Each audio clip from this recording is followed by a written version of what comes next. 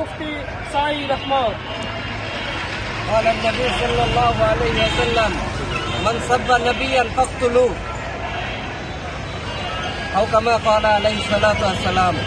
আমরা আজ রাজপথে এসেছি শুধুমাত্র একটি দাবি নিয়ে, যারা আমাদের ইসলামকে নিয়ে, আমাদের আল্লাহ এবং আমাদের নবীকে নিয়ে কটূক্তি করেছে, আমরা তাদের ফাঁসির দাবি চাই। তাদেরকে ফাঁসিতে ঝুলানো হোক, এই দাবি নিয়ে আমরা এখানে উপস্থিত হয়েছি।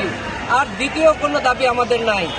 কোনো ডানে বামে না থাকে সরকারের কাছে এই দাবি আমরা পেশ করতে চাই, তাদেরকে ধরুন, তাদেরকে ফাঁসিতে ঝুলান।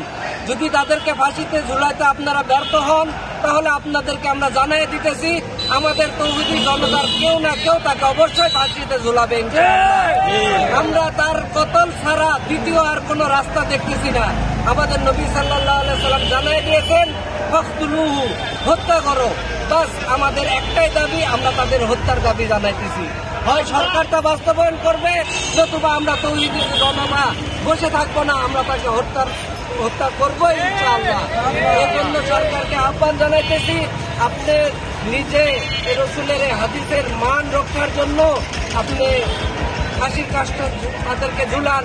এর দ্বারা পুরো বিশ্বের সামনে নিজেকে মুসলিম হিসাবে পেশ করুন এবং এই দেশকে এবং জাতিকে সমস্ত মুসলমানের জন্য একটা নমুনা হিসাবে পেশ করুন যে এই দেশে কোনো নাস্তিক মুরতাদ আল্লাহ রসুলকে নিয়ে কথা বলবে আর সরকার বসে থাকবে, এটা হইতে পারে না। এমন একটা নজির পেশ করুন। হয় আপনারা সরকারিভাবে পদক্ষেপ নেবেন, নতুবা আমরা ব্যক্তিগতভাবে পদক্ষেপ নিব ইনশাআল্লাহ। এই কাজ আমরা বন্ধ রাখবো না ইনশাআল্লাহ। এই বলে আমি আমার সংক্ষিপ্ত বক্তব্য শেষ করতেছি। আলহামদুলিল্লাহ।